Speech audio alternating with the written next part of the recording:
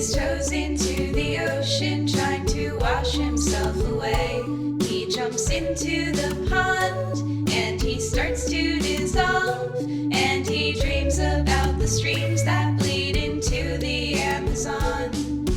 If you are a boulder that never leaves the shore, you'll get ground up into sand and tracked onto the floor, swept into a pile on someone's kitchen tile.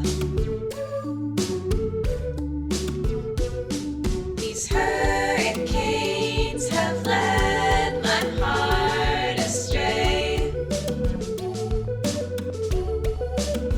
but maybe if I try my hardest, I'll finally chase the rain clouds all away.